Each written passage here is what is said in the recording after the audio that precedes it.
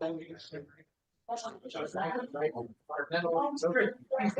I play the video, I guess?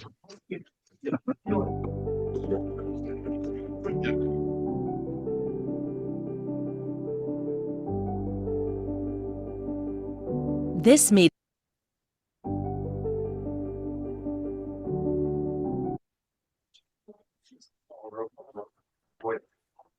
There are. Thank you. Yes, no, stay. Cool. You like one of those? Yeah. Yeah, but we do that with the ground. Yeah. If you look it up, then we can just add, at least later voting or whatever. Well, no, so the beast craft, the kids, as people are not on the same public testing here. It's really fun. So can you turn on the screen like?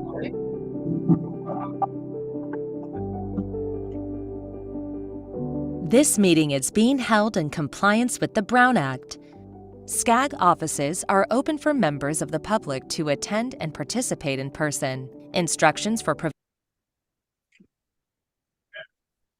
providing public comment have been provided in advance and are also included in the agenda packet. If a member of this body is attending remotely but is not at a location specified on the agenda, they may observe and comment as a member of the public, but may not participate in any member discussion or voting of this body.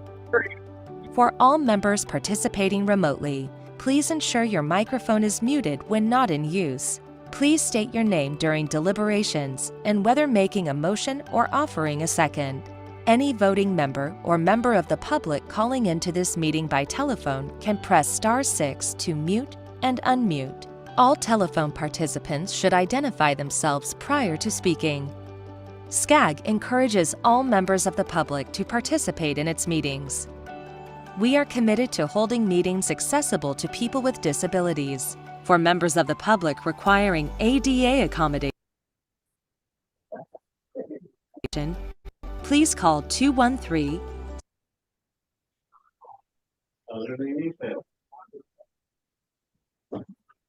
630 1410. SCAG offers free interpretation services for members of the public needing information in another language. Please call 213 236 1895.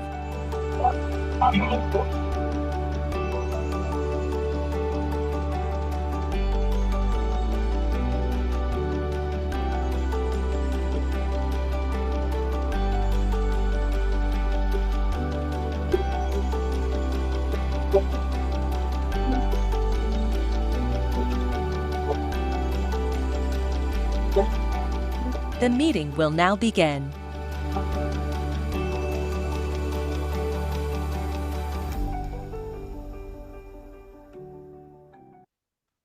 Well, good morning. Today is Thursday, November 7th, 2024, and I'm going to call the meeting of the Transportation Committee is now called to order. May I please have Jan, would you mind leading us in the pledge?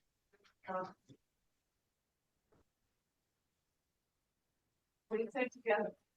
I pledge the flag of the United States of America, to the republic which it stands, one nation under God, indivisible, with liberty and justice for all. Thank you. Thank you. Mr. Clerk, do we have a quorum? We show a quorum, Mr. Vice Chair. Thank you. All right, this public comment period. I will now open the public comment period of the meeting. Have we received any written public comments after the deadline of 5 p.m. Wednesday, November 6th? No, we have not, Mr. Chair. Okay. Do we have any online public comments? No hands online. Okay. Do we have any members of the public who wish to speak? All right, great.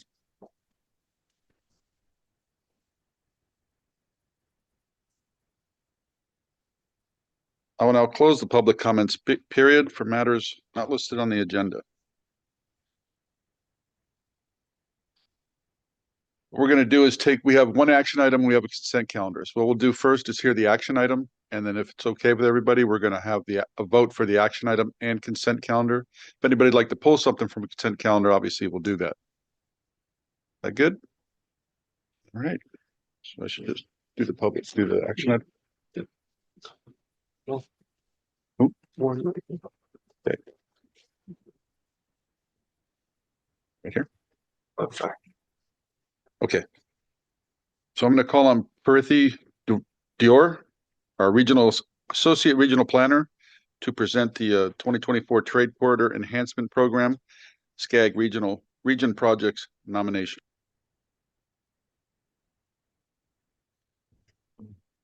Hopefully I didn't ruin that name too much. Thank you, Chair. Good morning, everyone. Prithvi Diore. Today, I'll be discussing the Corridor Enhancement or TCEP program. We'll walk through the SCAG responsibilities for nominating projects in the region for 2023 TCEP cycle, key dates in the process, and project nominations we've received for the recommendation consideration. The Road Repair and Accountability Act of 2017 or 1 established the Trade Corridor Enhancement Account to fund corridor-based trade projects nominated by local agencies in the state. It is an ongoing source of funding for freight infrastructure improvement. These projects focus on federally designated trade corridors of national and regional significance. Now, California's portion of National Highway Freight System and other high-volume freight corridors that are crucial for state's economy. This 2024 cycle is the fourth since the program's inception in 2018. The program will offer funding for 2 years, covering fiscal years 2025-26 and 2026-27. In total, over $1 million are available in TCEP funding for this cycle.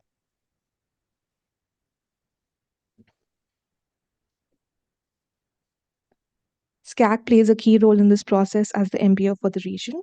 Our responsibilities include compiling project nominations from local jurisdictions and regional agencies and submitting them to the California Transportation Commission or CTC.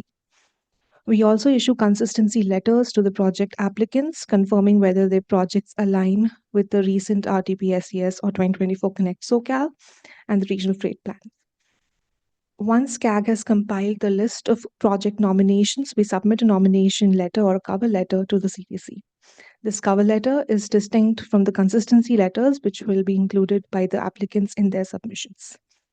The cover letter will include a full list of nomination received and confirm that the projects fall within SCAG boundary are included in the 2024 Connect SoCal and will be submitted directly by SCAG to the CTC.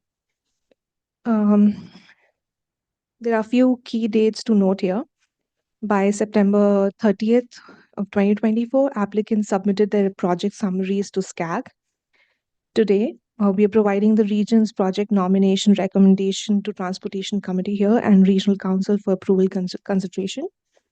Finally, by November 22nd, project applicants, along with the consistency letters, will submit their project applications to the CTC.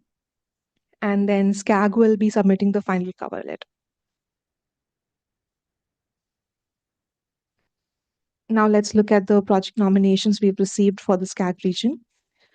We have received 13 project nominations requesting a total of $323 million in TCEP funds for this cycle in the regional ask. The total cost for these projects is $1.2 billion. Please note that since the staff report and agenda went out, we have received a little bit of new information. 2 projects are withdrawn from TCEP this cycle. Overall, this will have minimal impact on the nominations list that is attached. These 2 projects are the Malabar Yard project and Arizona and California Railroad Desert Rail Infrastructure Improvement Project. The good news is that the Arizona and California Railroad project was awarded the CRISI grant recently, I think last week. These nominations reflect a significant investment in freight infrastructure in the region, which is critical for maintaining the efficiency of our regional and national supply chains. At this point, we are seeking action from the TC to recommend the RC to approve the region's project nominations. Once approved by TC and RC, these projects will move forward to the next phase of submission to the California Transportation Commission by November 22nd deadline. Appreciate your attention. I'm happy to answer any questions or provide further details on SCAG's.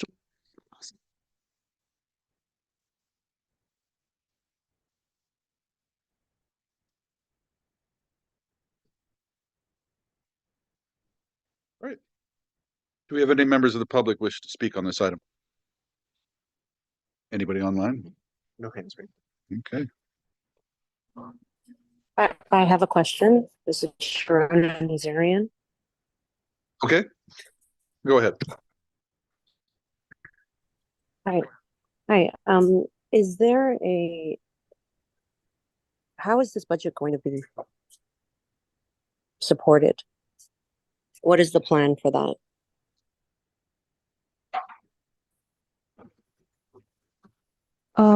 I'm sorry, the budget being supported?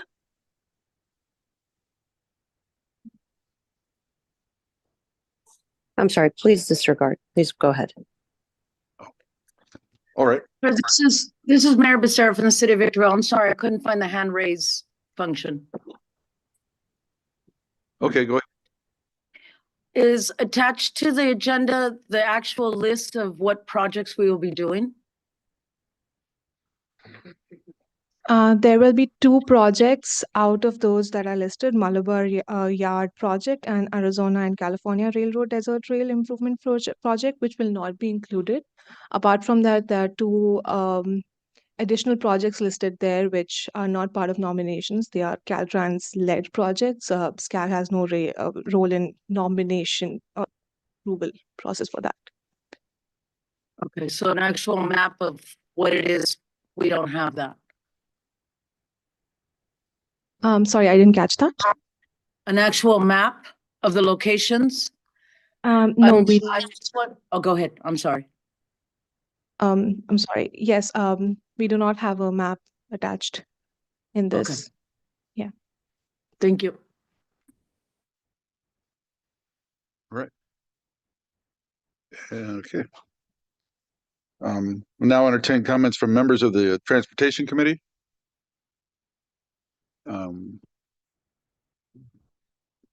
Okay. That's Linda. That's Marie. Okay.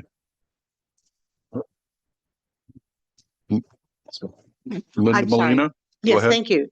I didn't, you have such a soft, beautiful voice. I didn't hear the names of the two projects that were withdrawn. One was Arizona. Arizona and California Railroad. I think it's probably labeled as ARCZ. And the other, Desert Rail Infrastructure Improvement Project. That's the complete name. And the second one is Malabar Yard Project. These two are not included in the you'll find them in the list, but these two are no longer included. They are withdrawn. thank you. Okay. Anybody else in here? All right. Oh, excuse me. Frank Navarro. Yes, thank you, Chair. This is a motion. I'd like to make a motion to move this forward. Okay. Do we have any other? I'll second. Okay, we have a motion or a second, but I have another hand up. Fred Young. Thank you, Mr. Chairman. I just wanted to acknowledge my presence. Thank you very much, sir. Please excuse me for being tardy. All right, no problem. All right, we have a motion and a second for this. So we're gonna, like I said, include this with the consent calendar. So thank you very much for your presentation. We'll move to the consent items now. Does anybody want to pull anything from consent? Yeah.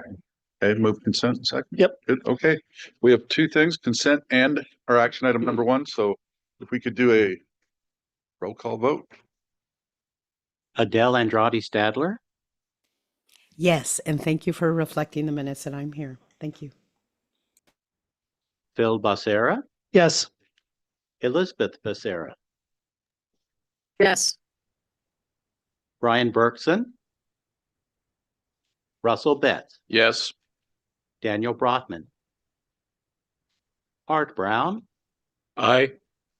Jeanette Burns, Ross Chun, Denise Delgado, Yes. Jonathan Dumitru, Yes. John Dutray, Yes. James Gaisley, Aye. Jason Gibbs, Aye. Bert Hagman, Jan Harnick, Yes. You can turn us on. Lauren Hughes Leslie, Mike Judge, Yes. Fred Jung, Aye. Trish Kelly, Yes. Linda Krupa, Yes. Andrew Laura, Bridget Lewis, Malcolm Lilienthal, Yes. Richard Loa, Yes. Clint Lowermore, Aye. Steve Manos, Manos, aye. Ray Marcus, Yes. Larry McCallan, Yes. Marcia McLean, Yes. Dennis Michael, Linda Molina, Yes. Carol Moore, Carol Moore, aye. Juan Munoz Guevara, Aye. Ara Najarian, Yes. Frank Navarro, Navarro, aye. Sharona Nazarian, Nikki Perez, Gil Rebolar, Ed Reese, Yes. Crystal Ruiz, Yes. Ali Saleh, Yes. Steve Sanchez, Sanchez, aye. Nazarian, yes. I'm sorry.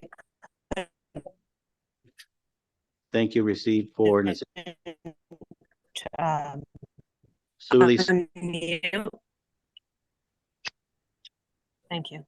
Sackwank, Marty Siminoff, Yes. Jeremy Smith, Ward Smith, Yes.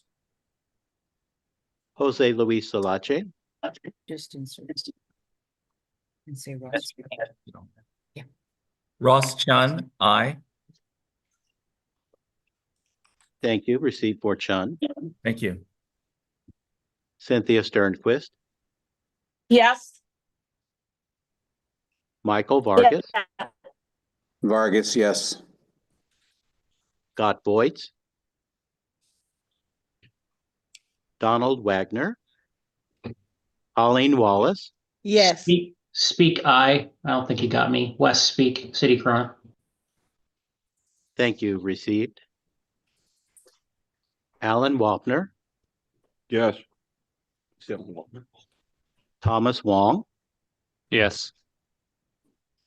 thank you, Mr. Chair. The motion passes consent calendar and item number 8 passes with a vote of 40 in favor and 2 against. Or actually, that's 42 in favor and 0 against, pardon me. Thank you. All right, we'll move on to information items. This will be number 9, Senate Bill 1121, State and Local Transportation Needs Assessment. Warren Whittaker, Department Manager, Integrated Planning and Programming, will introduce. Great, thank you, Vice Chair, Judge. It's my honor this morning to introduce Frances D. Sanchez. Not stumble over her name. Associate Deputy Director at the California Transportation Commission. Ms. D. Sanchez will provide an update on the State Senate Bill 1121 State and Local Transportation Needs Assessment. The needs assessment is intended to provide an understanding of statewide transportation funding needs and anticipated revenues. The issues raised reflect those discussed at this committee and Connect SoCal 2024. It's entirely appropriate to have this critical discussion in a statewide forum. With that, I would like to hand it over to Francis. Thank you. Good morning, everyone. Thank you so much for having me today here at the Southern California Association of Governments Transportation Committee's meeting. First, I wanted to say go Dodgers. I am actually a SoCal native, so very happy from last, I think, over a week's win. But today I'll be going over Senate Bill 1121, State and Local Transportation Needs Assessment.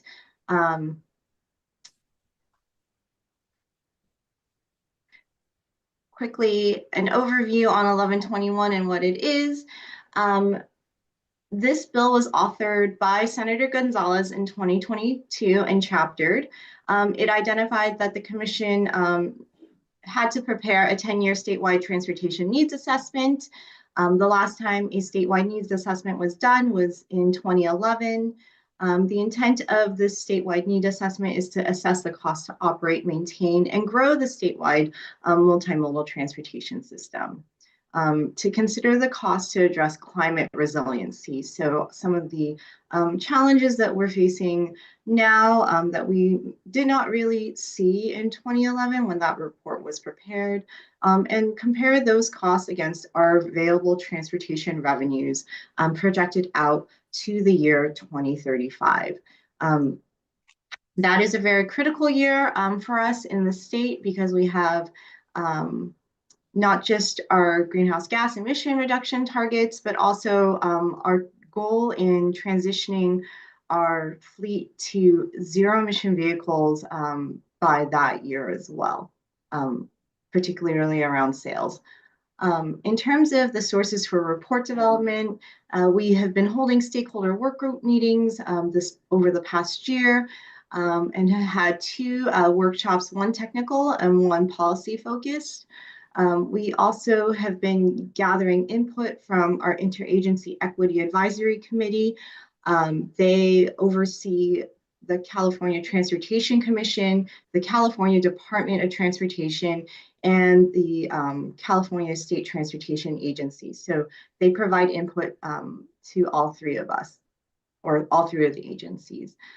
We assessed existing transportation plans and report. And so these are just some of the highlighted plans and reports that we have taken into account. It's not everything. So the State Highway System Management Plan, the California State Rail Plan, the Local Streets and Roads Report, and existing regional transportation plans that have been adopted. So whatever is currently adopted went into the assessment of this particular report. We also sent a survey out to all our local and regional agencies for a 10-year revenue projections and needs in the regional transportation plans. So, just kind of following up with a little more detail there. In January of this year, we did submit our interim report that was outlined in Senate Bill 1121. It just really highlighted the summary of existing information at that time, what our sort of near-term projections were looking like and additional areas of focus that we would would expand on in the full report. Sort of the status of the assessments completed to date and a plan for completing the full needs assessment report. In the full needs assessment, we do build off the interim report. Again, we're including a comprehensive analysis on the projected transportation revenues out to year 2035. This full needs assessment will include the regional transportation plans, the roll-up of all of them, and also highlight policy recommendations that we're currently working on. What it is, again, it's a high-level statewide look over the 10 years. A rough estimate of what it is to cost, operate, maintain, and grow the system. It really highlights the simple gap between our needs and the revenue, what our policy recommendations will be to address this revenue shortfall, and really to provide a big picture overview for the legislature. What it isn't, it's not an in-depth representation of all the transportation needs. It is not a detailed prioritized project list or an implementation plan. It is not a representation of the state's modal priorities, and is not a guarantee of policy implementation or a solution in of itself. It is something that, again, will inform the legislature of what the problem is and what we recommend moving forward based on all the input we received from our stakeholders and from the information we've gathered. So just really quickly, what the content review is. So essentially chapter headings of the report that we're currently developing. So this is just a quick overview of what's in the report that we're working on. And so some expanded areas of focus. We really highlighted the lack of information around tribal transportation, accessibility and mobility. I think, again, really emphasizing climate adaptation challenges and its impacts. So whatever available information is, we gathered either from the RTPs or from the State Highway System Management Plan on sort of the costs that we're seeing right now to address that with existing revenues in place, not with a new revenue stream, obviously. And I think really importantly, as we transition to our goals out to the year 2035, what is that impact what is that impact on our revenue as we transition with the adoption of zero emission vehicles and, increased fuel efficiency? I think most of us know that, it's great for us as the users. However, that is having an impact on, our primary funding source, the state excise gas tax. Chapter 11 is just a summary of the transportation needs, revenue, and funding shortfall. And Chapter 12 is where we will provide our policy recommendations to the legislature. Just really high level, I just really want to highlight that this is tentatively what we have seen in our statewide revenues versus our needs. So we are still finessing some of the numbers here, but at the moment, in some of our analysis as we work through kind of sifting through the other, we're seeing roughly a 10-year need of $736 billion with a total of $572 billion coming in our revenue. But, we're still kind of really analyzing some of those numbers. I think regardless, the really big takeaway here is that we don't have enough money based on our 10-year needs projected out currently.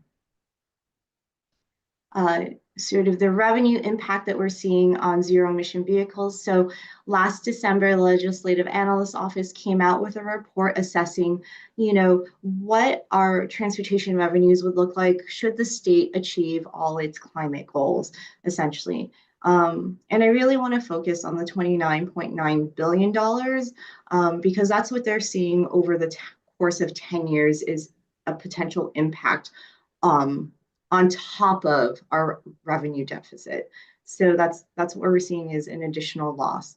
Mineta Transportation Institute also came out with an analysis earlier this spring in April of 2024. They modeled 8 scenarios. The lowest end was like if you did nothing, which I shouldn't say the lowest end, but they did include a scenario of doing nothing, but I think that wouldn't be great. But on the higher end, they also anticipated a $30.3 billion loss based on zero emission vehicle impacts. Within the needs assessment, we are seeing roughly $31.1 billion. Overall, the difference is very little. We're seeing roughly $30 billion of additional loss here. So just really the big takeaway. Generally, takeaway here is this is the needs, this is the revenue we're seeing, this is the shortfall, and this is the estimated reduction on top of that from zero emission vehicles. In terms of sustainable funding sources, this is just something I really wanted to highlight in terms of what we heard in the policy recommendation workshops. We did propose some first principles, they're guiding principles, largely based off of the Core 4 and the California Transportation Plan. It's all very, it's all been built off of pre-existing plans. At the heart of it, I think for all of us in transportation, it is about finding a sustainable funding source. It's stabilizing, finding something that can help stabilize our transportation revenues. And around these, these are all the things that we do to work towards building, a world-class multimodal transportation system. So our focus on safety, equity, and accessibility, multimodal mobility, so forth. So, with our initial proposal, we did make modifications, and this is kind of what we're seeing here based on all the feedback we've gotten so far from our stakeholder workshops and our policy workshops. In terms of discussion scenarios, we really just wanted to start, the conversation around what to do with this gap that we've seen. What would happen if we did nothing or continued as is? And, resoundingly, many people said that's just not an option, that we do have a problem. Scenario 2 focused around adjusting existing revenue mechanisms. So what if we increase the gas tax and vehicle registration fees? What would that look like? What are the pros and cons there? Obviously, the system's already in place, so you wouldn't have to have any new finance infrastructure. But, that's a very big lift, as we saw in Senate Bill 1 as well. And, I don't, there are a lot of concerns around equity there. Scenario 3, it really focused on a phased-in replacement of the existing mechanisms with a sustainable funding source. So this would be something akin to road charge, where we would address some of the immediate issues right now, and eventually convert fully to a road charge for all users on the road. So we discussed some of the pros and cons there. Another idea that, people had kind of brought up and asked was, what's the viability of, instead of road charge, what would a vehicle registration fee look like? There were questions around if that was equitable, because that's not necessarily tied, to the usage of a facility. So some good conversations around that. Scenario 4 is just, what if we went, and didn't do a phase in, we just said, we're just gonna, let's say, do a road charge implementation right off the bat. So those are just some topics that we discussed. And again, we are currently still developing the draft, so working on the draft policy recommendations here. So, just a highlight of some of the pros and cons of the scenarios here. And so I think there's a lot to be discussed, and you can review this as extra material with any additional questions or comments that you feel may or may not be addressed in the pros and cons here. I think the biggest takeaway, for a full replacement with road charge, there's a lot of infrastructure that we'd have to look in terms of how we collect the revenue. I know that currently we have Senate Bill 339, the road charge revenue collection pilot, and it will be great to hear how that pilot has gone and how people felt about the revenue collection once it's concluded. Additional takeaways from the sustainable funding source scenario discussion, key points that people really kind of emphasized: a fair implementation, whatever it is, an equitable design, making it accessible, and sort of discussions on how this would affect low-income users, considerations for additional incentives, to encourage zero-emission vehicle adoption, because we did hear some concerns of what that would look like and how that might impact, the purchase of zero-emission vehicles if, let's say, we went with a road charge, and sort of create solutions calls for innovative funding mechanisms beyond sort of our existing taxes that we collect. Additional suggested scenarios to explore, What if we looked at streamlining existing funding to create more flexibility, and exploring sustainable funding source for medium and heavy duty vehicles? Right now, there's been a lot of work done on light duty passenger vehicles for road charge. So it was just a question of what if we, explore doing this first with medium and heavy duties vehicles. In terms of, just some additional information of, road charge itself, this is something we took from the Senate Bill 339 interim report of what drivers currently pay under the fuel tax if you drive 1,000 miles a month versus what drivers would pay at a 2.5 cent per mile rate. And this was done, I think, 2 years ago. So it's just kind of showing that, based on, per mile driven, this is what people would pay on average. With that, this is just the timeline for the full needs assessment. I submitted this a few weeks ago, so I do have some updates here. We are anticipating to release the draft at the January commission meeting. So the draft will be released for public comment then. And then we are anticipating the adoption of the final needs assessment report in March at the March California Transportation Commission meeting. With that, I conclude my presentation, and I'm very happy to take any questions that you may have at this time. Thank you for the presentation. Do we have any members of the public who wish to speak on this item?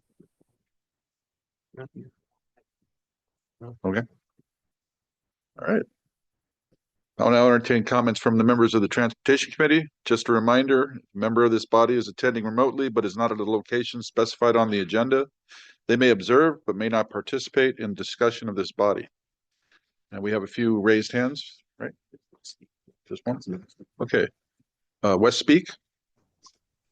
Thank you, Chair, and thank you for the presentation. Great to see the update.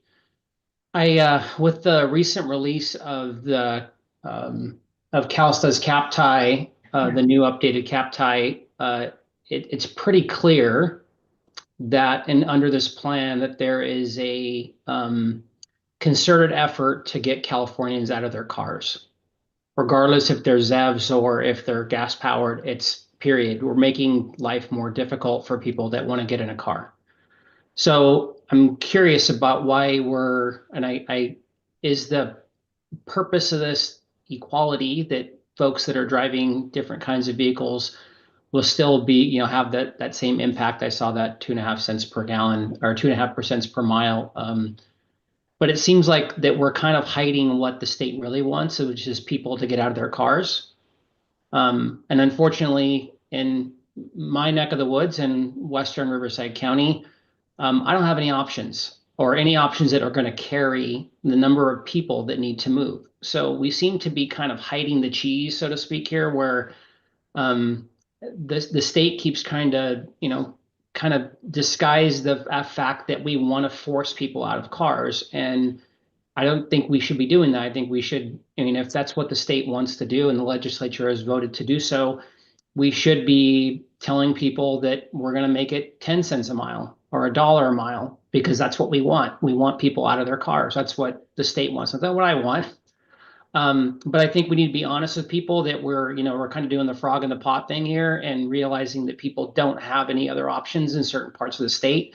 We're not all Los Angeles or San Francisco.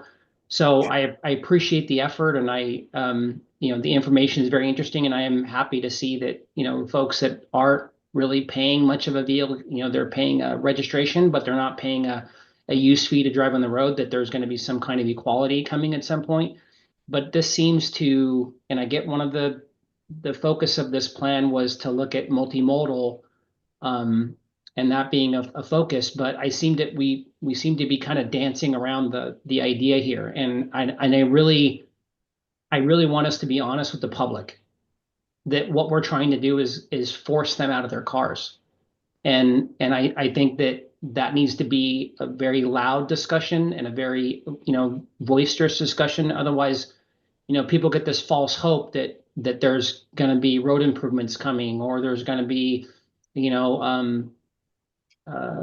going to be other, massive amounts of, some magic transportation system that's going to move people as fast as or as many people as the freeway does. And that's just not true. And I think the sooner that we be honest with people, the better. And I know I'm unloading a lot on you, and that's not the intended purpose, but I want to make it clear that this is just another step, to get toward that. And then, but I think, like I said, we need to be honest with people. So thank you. You're welcome, Wes. I think the intent of the report is to really highlight, I think, fundamentally what to do with the state excise gas tax. However, I know that there are large concerns around like what that would really take, in this part in meeting CAPDI and the CTP 2050 goals, like what would that look like in actually taking the cost in achieving like tripling transit, right? I think that's kind of what you're asking if you're talking about mode shift.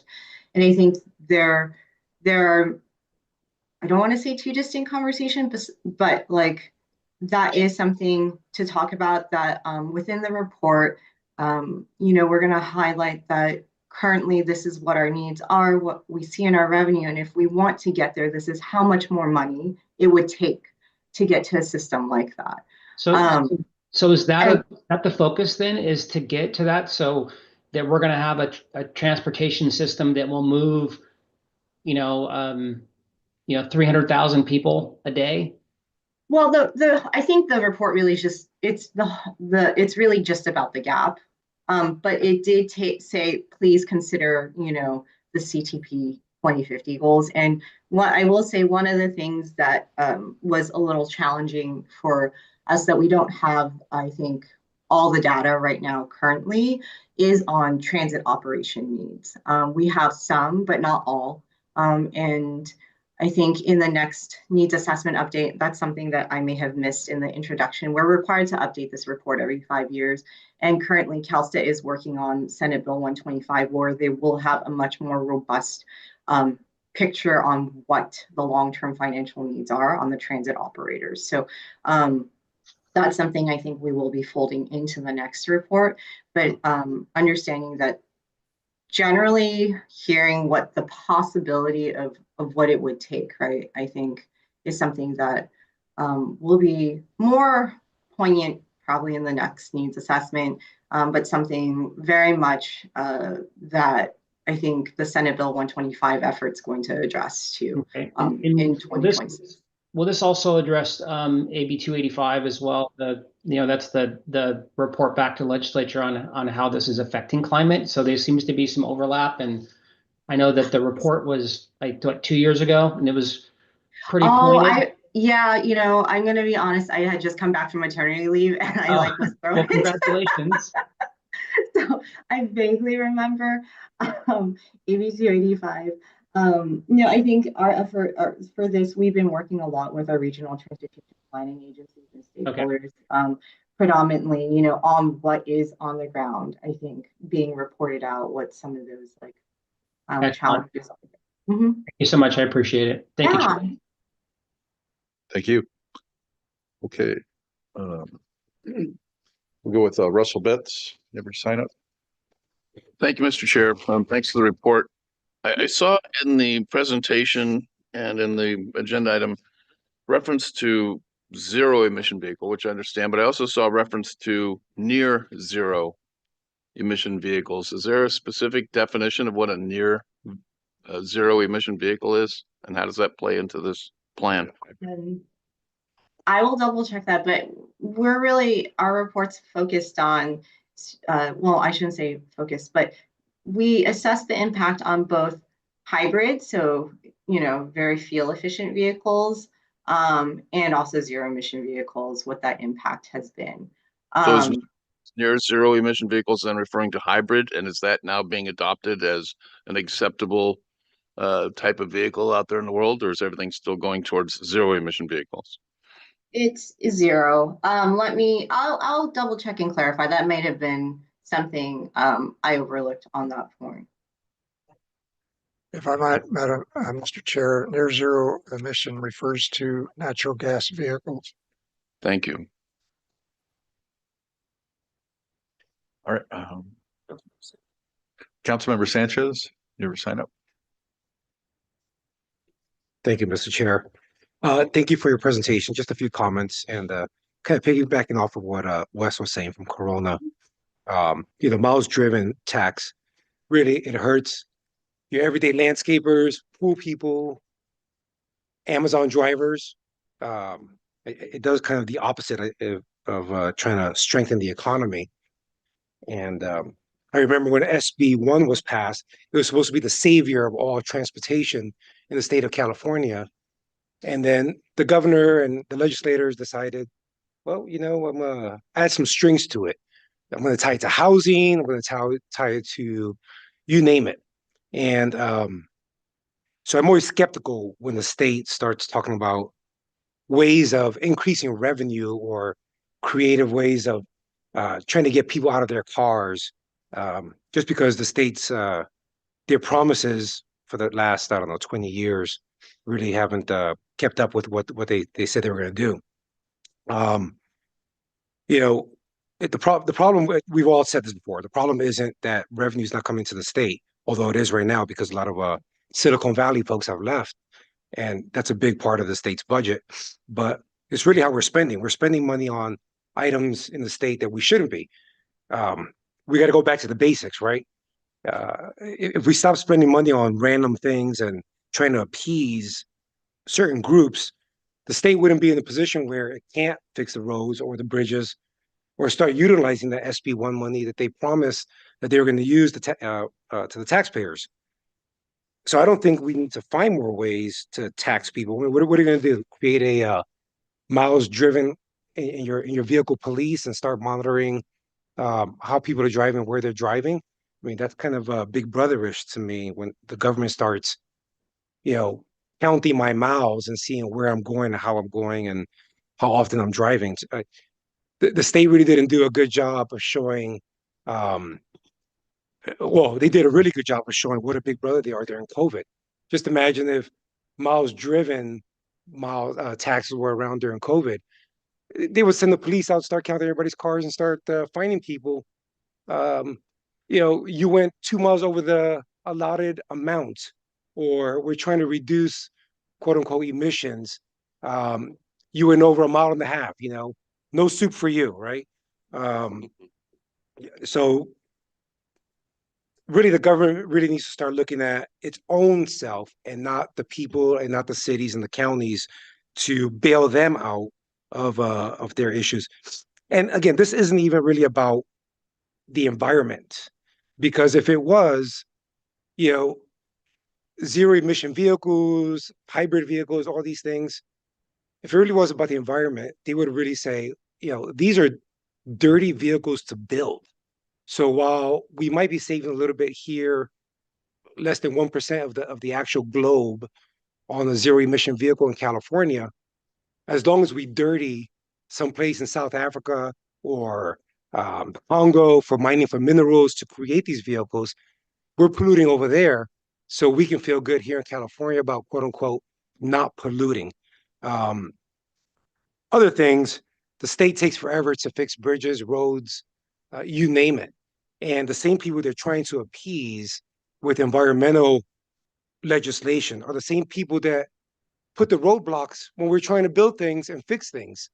And so they make it feel like they're doing something good, but they're really not doing anything. They're just talking, right? While hurting the people that they're supposedly trying to help. And so I don't know if we need any more creative ideas for revenue. I just think the government needs to look at itself. Thank you. Thank you. Steve Manos. Thank you, Honorable Chair. I have to echo some of the sentiments that have been mentioned here, but this seems like a really easy problem to resolve. You have electric vehicles that don't generate road tax dollars, and other vehicles are charged appropriately according to an older model. Very simple. You charge a road usage fee to electric vehicles, and you do that at the registration. real simple. I mean, we have the estimates for what the differences are between vehicles. Maybe you aim at that a little bit low. It seems strange, as some of my other colleagues here have mentioned, that we're trying to figure out this calculation in order to go ahead and figure out how to tax every single vehicle and then create that equity. Because what it seems like what we're doing is we're just trying to go ahead and figure out a way to go ahead and track vehicles. And I don't know how you do that without violating privacy. That's a problem. And it's a big issue, and it may run into roadblocks in other ways. So, in terms of constitutional violations and in terms of privacy. So that's just my 2 cents. And I think it's something worth going ahead and mentioning the powers that be that are pushing this. Thank you. Thank you. All right. Thank you very much for that presentation again. We're going to move on to our next information item. Thank you for having me. Thank you. All right. Number 10, the Connect SoCal 2024, Camille Gariba. Say that right? Senior Regional. Good morning, committee members. Today, I'm going to give an update on the progress of implementation strategies included in Connect SoCal 2024, our most recent adopted regional transportation plan and sustainable community strategy. Direct implementation of Connect SoCal 2024 primarily relies on the actions and decisions of other transportation agencies, local jurisdictions, and actors in the private sector to operate transit service, install new bike paths, and improve new land uses or build new housing. SCAG's role is to take leadership in establishing vision and goals and identifying policy strategies and funding to reach those goals. Connect SoCal 2024 includes regional planning policies, which provide guidance for integrating land use and transportation planning to realize the vision of Connect SoCal. And the implementation strategies articulate particular priorities for SCAG efforts in fulfilling, going beyond those regional planning policies and identifying ways SCAG will lead, partner, and support other responsible parties. There are 4 primary ways we do this. 1, we coordinate policy efforts and are a leader among jurisdictions and stakeholders. 2, we ensure state and federally funded transportation projects and programs support Connect SoCal and assist in the region in advancing key performance measures. 3, we conduct data analysis, research to further policy advancement.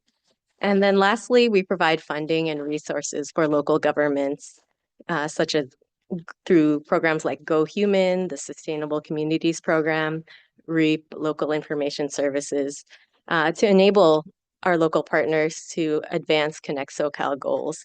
And this is especially one of the ways SCAG is taking on more significant roles in implementation in the near future.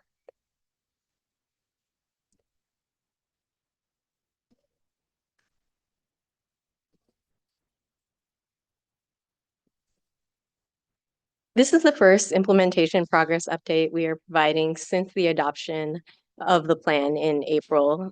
The detailed report in your packet includes information on work we conducted on 71 of the 93 implementation strategies that were in the plan.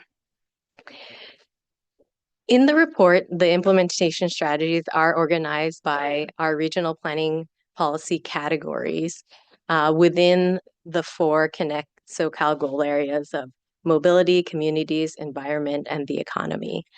Over the next slides, I have a few of the recent accomplishments among the implementation strategies, and given this committee's interest, I'll focus on the mobility ones. And so among the recent accomplishments related to implementation, SCAG had released the call for applications for the Sustainable Communities Program, which will fund community plans, area-wide plans, and quick build projects that encourage active transportation and improve roadway safety to achieve our goals in Connect SoCal. SCAG anticipates awarding around $6 to $8 million in this recent call. Another accomplishment that I'd like to highlight is the regional dedicated lanes interactive map, which was launched this past spring. This map is the culmination of recommendations finalized through collaboration with transportation agencies, stakeholders throughout the region, including CTCs, Council of Governments, transit operators, and community-based organizations through various stakeholder meetings and a project technical advisory committee. And so those are just a couple of the recent actions and milestones that I've highlighted.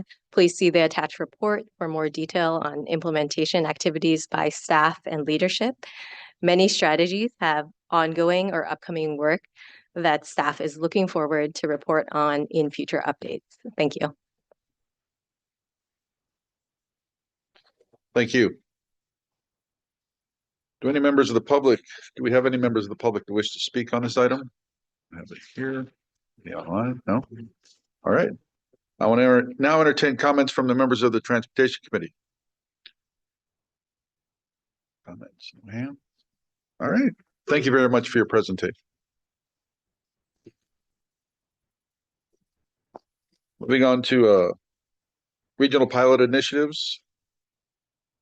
Program update. We call on Kate Kigongo, Manager of Partnerships, Innovation, and Technology here at SCAG. Good morning, Transportation Committee. I'll wait for my PowerPoint to get loaded here. I'm Kate Kigongo, Manager of Partnerships, Innovation, and Technology Department, and I'm here to provide an update on the RPI program, Regional Pilot Initiatives. Let's see, where'd it go? All right.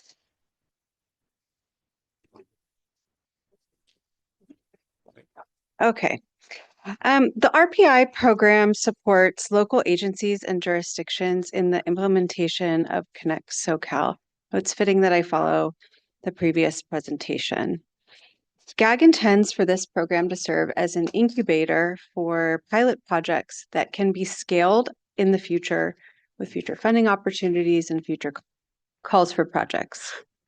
This program also builds our staff capacity to provide technical assistance to jurisdictions, transit agencies, and commissions in the region. With the $14.5 million cut to the REAP 2.0 program as part of the state budget, SCAG prioritized sub-allocated projects and shifted funding for this program from REAP to the carbon reduction program. SCAG is now in the process of obligating those dollars and seeking requests for authorizations to begin work on these projects. This slide presents a broad overview of each program area and the projects that have been developed, and I'll go through the projects in more detail next. Starting with our Transportation Data Analysis TA program. We've used REAP 2.0 funding to attain a region-wide license to Streetlight Insight for our jurisdictions, commissions, transit agencies. Many of your agencies are using Streetlight. However, we've noticed that many jurisdictions lack the capacity to do data analysis, particularly this kind of big data analysis. And so this program seeks to provide consultant support for smaller and under-resourced agencies who don't have in-house data staff to do this analysis.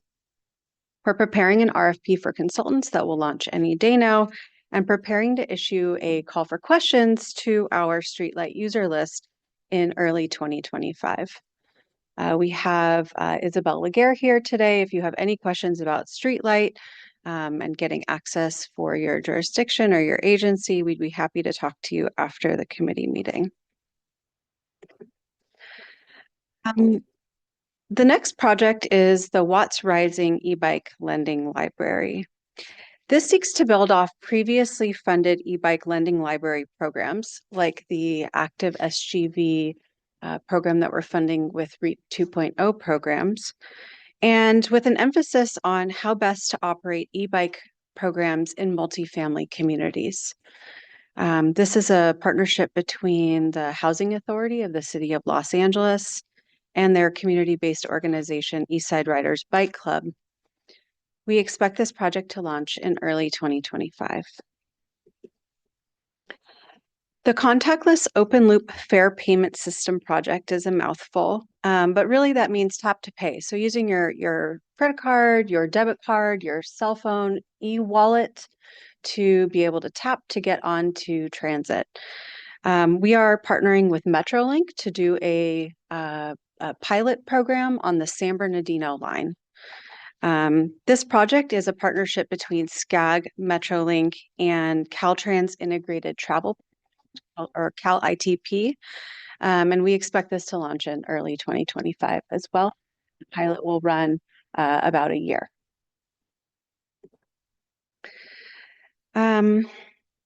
We've done some research on mobility wallet programs, similar to the programs that LA Metro and LA DOT have run, looking at providing mobility cash directly to individuals to understand the impacts of that cash on their travel behavior.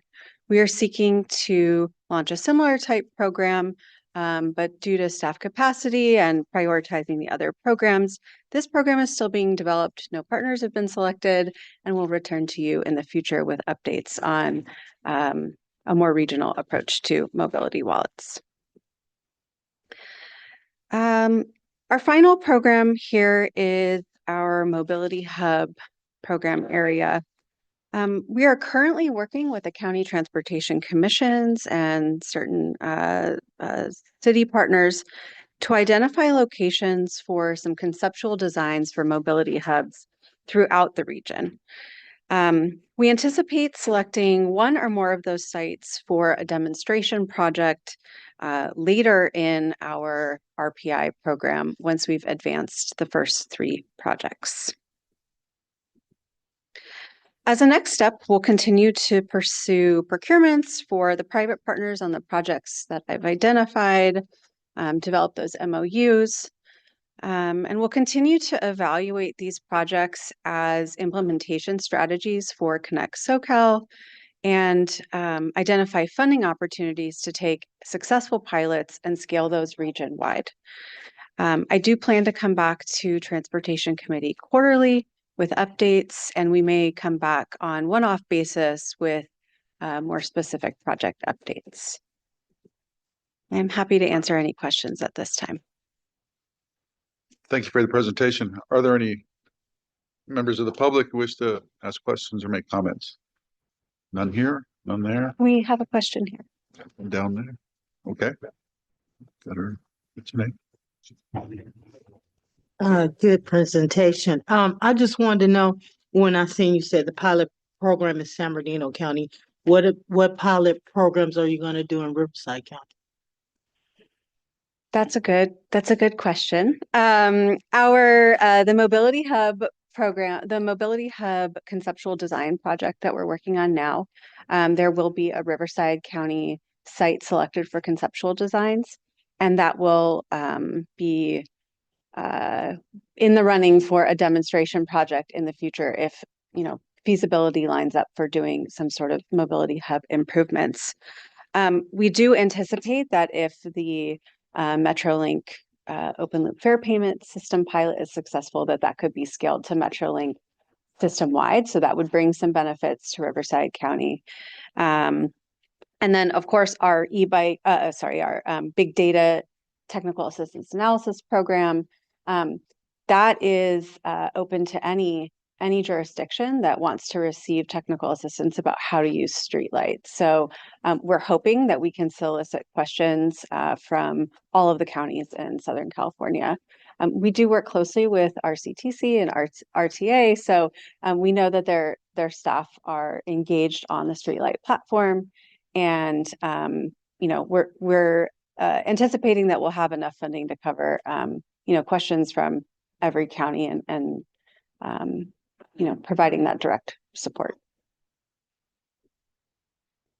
Thank you. Anybody else with questions? No hands? Thank you very much for the presentation. We're going to move on to item number 12, which is a future communities and smart cities update. Call on Marisa Lederick, a principal regional planner for SCAG. Great. Thank you so much. Good morning, everyone. And thank you for having me. My name is Marisa Laderack. I'm excited to be here today to talk about the future communities and to talk about our Smart Cities program for some updates. So just jumping right in here, go ahead. All right, so to get started, I will be providing a very brief overview of our Future Communities pilot program, since this is something that's been around for many years at this point.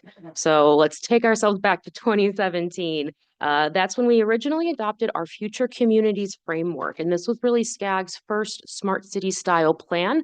This is really what identified ourselves as being this new leader in technology and innovation.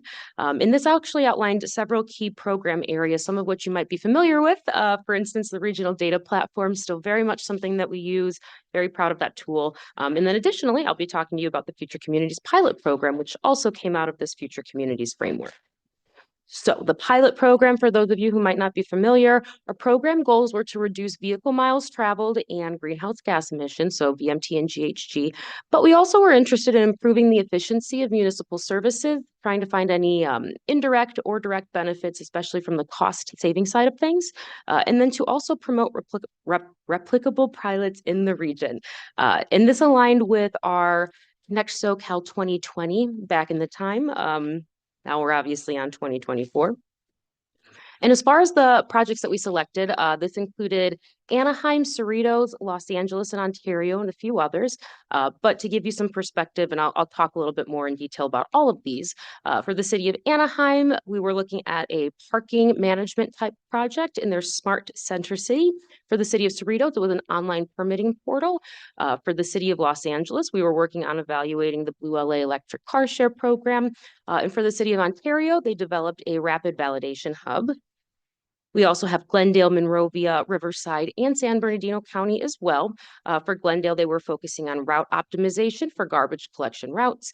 Monrovia was looking at incentivizing bike share. Riverside did another online portal, and San Bernardino County also did a certain type of online portal, but in a different context. So diving right into some of the conclusions that we had learned from these particular projects. And I've selected some variables and some performance indicators for each of these slides that I'll talk about. So for the city of Anaheim in their Smart Center City project, we partnered with the Anaheim Transportation Network, or ATN. And the goal here was really to take any folks that might have been driving around looking for available parking and to redirect them to underutilized parking structures elsewhere in the city. And then they could actually use the free rides around the neighborhood, or FRAN application, to hop in an electric shuttle and get to their destination. So that alone, saves folks from having to drive around a couple of blocks. And we were able to service over 160,000 customers, as a part of this program. And then we were really pleased to hear that we actually had a reduction in neighborhood parking complaints. That was one of the things that we had noticed. A lot of folks, if they can't find parking, they'll end up in the neighborhood. So again, being able to redirect folks to wherever there's underutilized parking structures was really helpful. Now, for the city of Cerritos and the Remote Services Enhancement Project, like I mentioned, this was an online portal. It was designed so that any community development related and business license related applications could instead be submitted online, and folks would not need to drive to City Hall. So again, thinking about reducing VMT and GHG. Now, we were able to reduce over 2,800 trips annually, almost 3,000 trips, which equated to over 68,000 vehicle miles traveled. And we were even able to save some full-time position salaries. So again, thinking about those improved municipal services and the cost savings, the city was able to save themselves from having to hire new folks just to keep up with the volume of things to be processed. So that was a really popular one as well. Now, for the city of LA, for the Blue LA electric car share project, this was really interesting because we were able to really understand new information about preferences of EV car share riders and folks that participated in the program. Now, we looked at a combination of survey data and origin destination data to help understand VMT performance. But this was a really exciting project. We were able to help save over $6.7 million in fuel annually from the rider's perspective. And 90% of the members still remain in the program right now. So it's a popular program and people are happy to participate in it. Now, for the City of Ontario, they developed this somewhat, let's say, pilot testing bed where they deployed a couple of different types of technology, including micromobility, but also smart bin commercial refuse, using sensors to capture technology, even expanding broadband. So really developed a nice environment for these types of technologies to flourish. And this looks to have serviced over 400,000 customers annually, quite a lot of folks, and is estimated to have removed over 100,000 VMT. So another good example of VMT and GHG reduction. Now, as far as the City of Glendale goes, as I mentioned, we were doing this route optimization project. This was another really interesting project. The city had not used any kind of route optimization software previously. So this was a really great way to efficiently look at the resources that the city had and deploy them accordingly. So we were able to obtain a 13% overall decrease in VMT, and we were able to get 49 fewer trips to the dump each week. So I'm happy to report that. And this was another one of those really great indirect benefits. The city and the employees that worked on these routes no longer had to worry about overtime. You were able to distribute the trucks and the staff in a much more efficient way that folks weren't ending up with really long days anymore. And for the City of Monrovia, as I mentioned, they were doing a bike share program. We had over 500 applicants, between 500 and 600 participants. So it was a bit of a smaller group, but we did have a high resource utilization rate of about 90%. We were able to determine that about 2,000 VMT were reduced every month, so about 24,000 overall in 1 year. The users really liked the program. They were able to save about $1,000 annually on their own wear and tear of their vehicle, gasoline costs, things like that. And then we were able to get a lot of really good insight into bike share preferences and behaviors. And this is one of those projects that it's a smaller project, but it's got a lot of scalability opportunity. And for the City of Riverside, they were working on another online type of portal. Again, this one was focused on community development related permits and applications. So if you had to submit anything like that previously, you had to drive to City Hall. This portal made it so you no longer had to drive to City Hall. And this removed on average 3 trips per application. And this ended up being over or around 150,000 vehicle miles traveled per year that we were able to remove from the roads. This was a really popular application. There were also staff hourly labor reductions here as well. So some cost savings in the mix. And again, you know, these online permitting portals were very popular. The Future Community Pilot Program happened right at the start of the pandemic. So people were excited to not have to come to City Hall. And then lastly, we have San Bernardino County's remote electronic warrants program. And this was a really, really interesting program where we were able to partner with the Sheriff's Department. Now, for those of you who aren't aware, the sheriff's folks had to originally drive to county courthouses to submit any kind of warrants. And the San Bernardino County, as you probably know, is the biggest county in the United States. There's a lot of space there. So when you think about the types of trips we were able to remove by implementing this portal and making it so sheriffs no longer had to drive to the county courthouses to submit things and they could submit them online instead. This was easily one of the most successful pilots that we had in the program. We were able to remove over 400,000 vehicle miles traveled in just 2 years. And this also saved over 6,000 hours of police time. So again, thinking about those benefits, how can we make municipal services a little bit more effective? These technology solutions seem to be good answers to that. So a couple of key takeaways, those online portals, like I mentioned, they're very popular. They're growing in demand since the pandemic. Obviously, people are getting more increasingly into the online space for services. So that's a good thing to be mindful of. Additionally, route optimization projects are really nice, but they can be impacted by constraints, available resources. Bike share programs, although they have a smaller impact, there's the potential for significant VMT reduction when we scale them up. Technology continues to be a really effective tool when it comes to managing parking, accessibility, and inventorying assets. SCAG vendors and consultants alike, we're all navigating a new procurement space when it comes to these technologies. So, one of the things that we've developed to address that, for instance, is our technology guiding principles. And then pilots and projects have all been really successful in helping us understand what's the benefits, the challenges of each technology, but also helping us to meet our program goals. And then finally, this helps to complement the release of Connect SoCal 2024, which is earlier this year, but it also helps us prepare for our next SCP, Sustainable Communities Program funding cycle, which is expected to begin next summer. And we talked a little bit about that earlier in today's call as well. So a couple of just quick SMART best practices that we found along the way. Cross-agency task forces are very helpful. All of you here today, this is a great example of us coming together to work on one topic together, the Transportation Committee. So these types of task forces, these types of groups are really great for collaboration. Additionally, putting together a comprehensive regulatory framework that can address things like data governance, privacy requirements. We've heard concerns about that today, right? So putting together those types of frameworks to get those questions answered ahead of time, always great.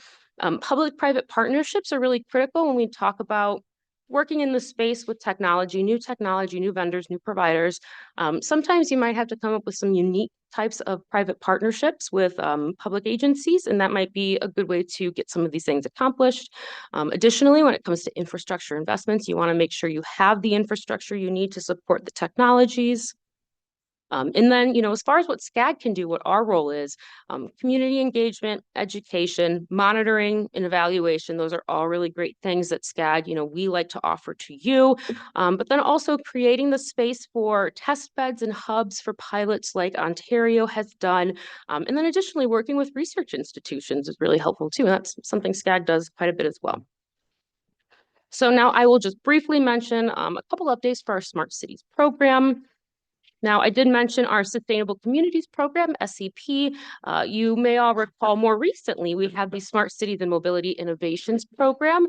This was out of our SCP funding cycle from fiscal year 20 to 21. Now, the focus of these particular projects were on smart cities and job centers, GO zones, and shared mobility and mobility as a service. And all of these projects really emphasize technology and innovation when it comes to implementing curb space management and establishing best practices for curb space. And here's a list of the awards. Most of these projects they've wrapped up. We've got a couple that are still wrapping up. At the end of December is when we should have the program all completed. We'll be able to bring back some more findings and results to you in the next coming months. So be on the lookout for that. But here's a list of projects that we have underway or completed, and we will bring more information back as well. And then just as far as our upcoming and ongoing projects go, as far as clean technology, we've always got a ton of things there, including our last mile freight program, our zero emission truck infrastructure study, or ZETI. We also have our Clean Cities Coalition that is responsible for a number of DOE required deliverables, which include everything from like our Clean City Strategic Plan to alternative fuel vehicle price and station tracking, things like that. And then we also have our fiscal year 25 presidential priorities still, including transit recovery, clean technology, and goods movement. And then lastly, I'll mention a little bit about this upcoming Smart City Strategic Plan. So we do plan on this fiscal year kicking off and starting a Smart City Strategic Plan. Now, taking us back again to 2017, the last time we had that future community framework, it's been a little while. It's been about, 7-8 years or so since we've taken another really comprehensive look at smart cities here in the region. So the goal is that the Smart City Strategic Plan is going to take all of this really great work we've been doing for the last several years, wrap it all up, put a nice bow on it, and then help to align with all of our other really great long-range planning work. So the Smart City Strategic Plan is looking to provide that comprehensive view from the regional side of things, probably for like the next 3 to 5 years. What do we want to see our region do when it comes to smart cities? And then additionally, we are looking at putting together some sort of steering committee or working group or technical advisory group to kind of guide the process, which will be open to any and all of our electeds if you have any interest in that. And we're also looking at getting more into the space of EV incentives, but we are figuring out what those things will look like. And that's a part of the Smart City Strategic Planning process. We'll be figuring out what that working group looks like, what SCAG's role is in EV incentives. And we all know that there's a lot of incentive programs out there. Obviously, we're not looking to supersede, we're just looking to complement what's out there already. So that is it for my presentation. I will wrap up and see if we have any questions. Thank you. Thank you, Marissa. Which one was first? Okay. Go with President Hagman. Thank you. Thank you for the report. It's been a journey on smart cities and question and just I guess a problem is I've been working within my own county. There's a lot of technology to help. Let's take transportation, smart signals, traffic signals to move traffic around. And as cities build that infrastructure, unfortunately, since we're so compact to each other, as soon as you hit the city border, if the next city doesn't have the same type of system, this kind of defeats the purpose of moving people around. So SCAG's role can be develop a platform where cities can take their infrastructure, upload it, and then synchronize with the neighboring regional areas. As representing this body, I went with Comey to Dubai to talk on a panel for smart transportation. And we really are kind of far behind the rest of the world on some of this, but the next versions could be not smart vehicles driving themselves, but smart vehicles talking to the traffic signals and other things to move traffic around, which helps in all our different measurables we have here in California. So you're not stopping and going, you're not wasting fuel, those type of things. But what can this body, as one of the largest MPOs in the world here, how do you break down those barriers of jurisdictions? If you can't, try to do that in some major pilot projects or something going forward, I guess. Yeah, that's an excellent question. And honestly gets at the purpose of SCAG as an MPO. As you mentioned, transportation is not something that as soon as you cross over into another jurisdiction, it just stops. Our roads keep going, our routes keep going, our trains keep going. It's absolutely critical that we bring this regional perspective when we collaborate together. And I would like to think that this potential working group that we're talking about, the steering committee or advisory group that we'll put together for the plan, can help us carve out what our approach should look like for that. Because you're absolutely right, that needs to be a priority. We cannot think about technology and smart cities projects in a silo. We absolutely need to be working together to make sure that we can do multi-jurisdictional types of projects. So that's something that we will be exploring more within the strategic planning process. And I'm hoping that whatever that working group is going to look like, again, gives us that opportunity to lay that foundational framework for what those types of collaborations look like.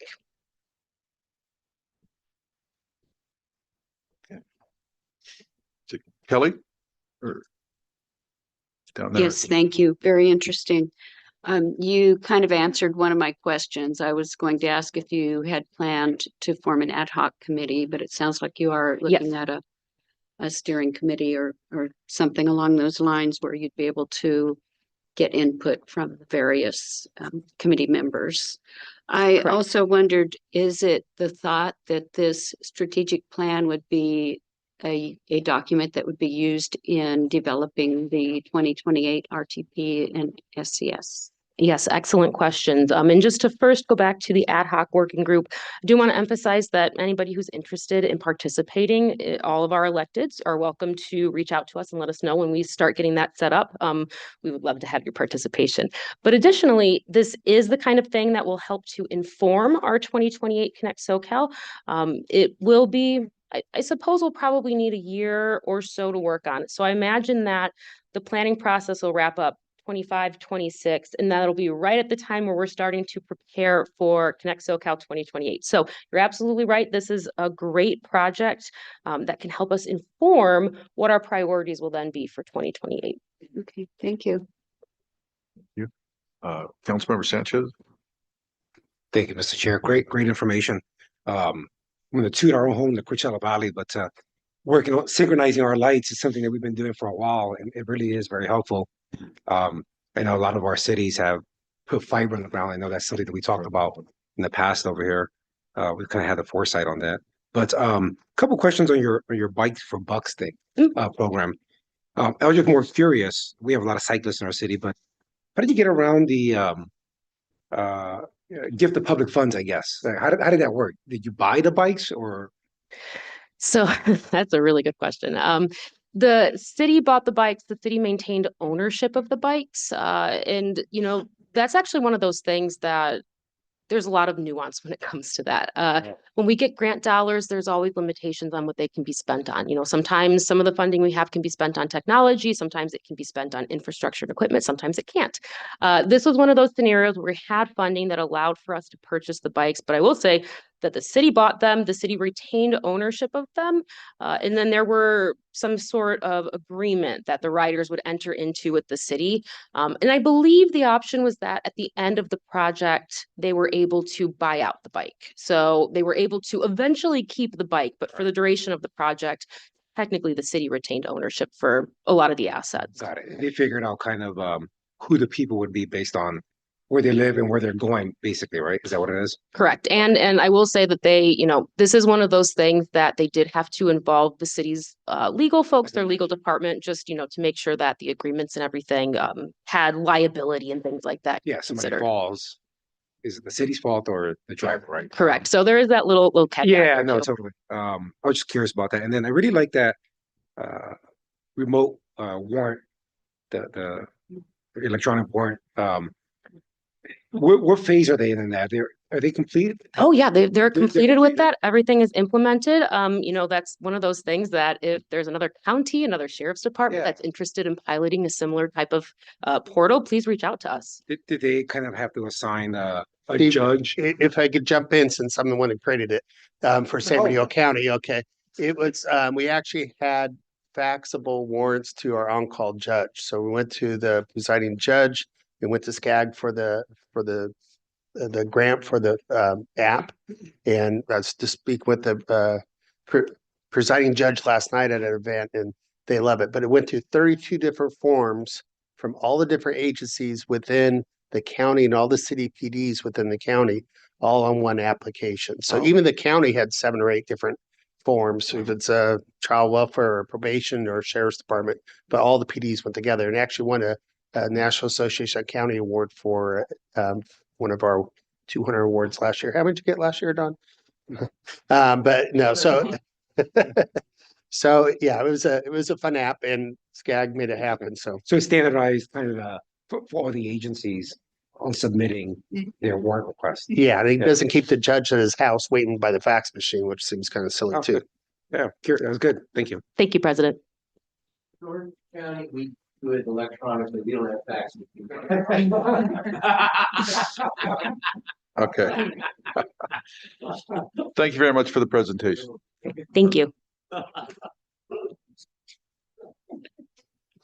right. I asked, and then there's nobody here. I looked online. All right, moving on to Chair's report. I'd like to join me in welcoming new member of the Transportation Committee, Phil Becerra. Phil there? There's Phil. Welcome.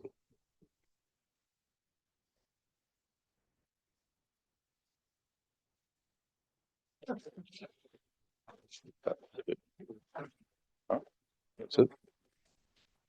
All righty. State Housing Official Presentation, Regional Council. Later today, our Regional Council will receive a presentation from, kidding me, Dashiko Wikrema. Oh, there it is. Deputy Secretary of Homelessness and California Business, Consumer Services and Housing Agency.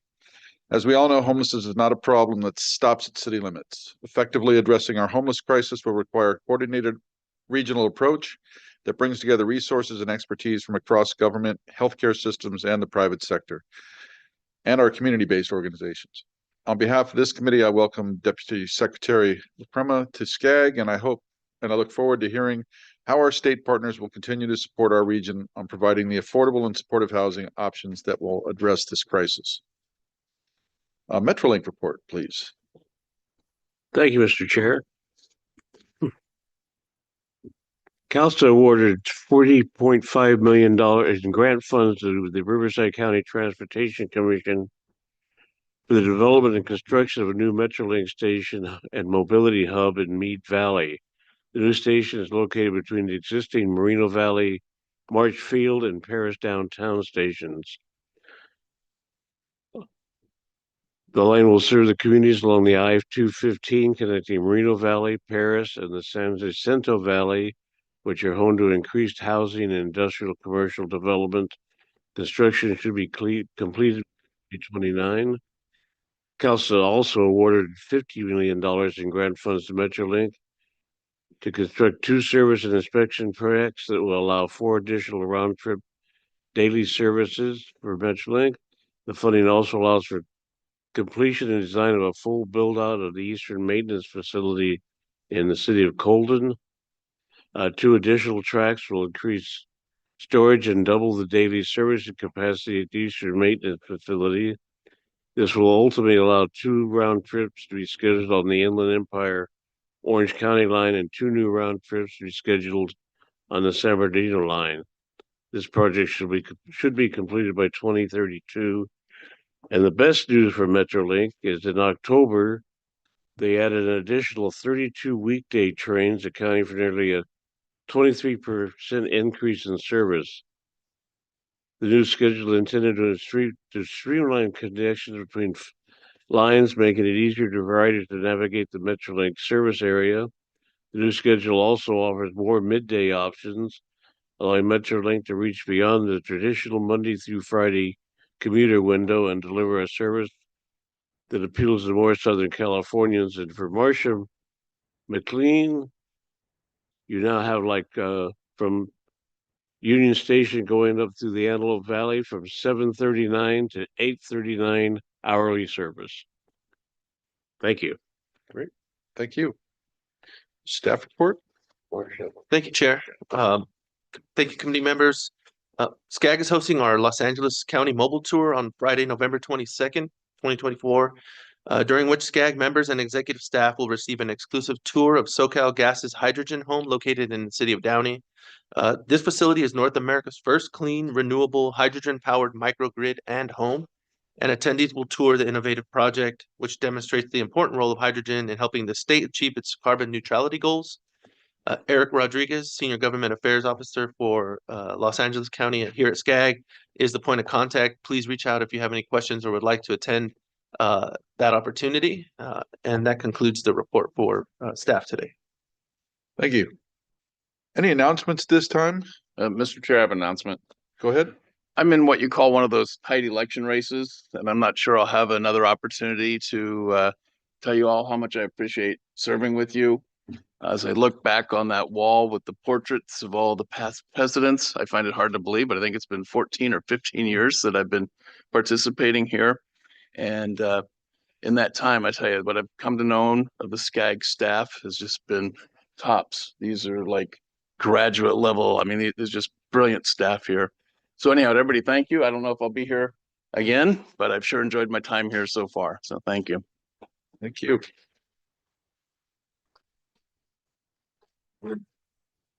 Any other announcements at this time? Anybody on one? No, good. At this time, we'll adjourn. Thank you all for your participation, and thank you for participating via the Zoom and also for coming to the meeting.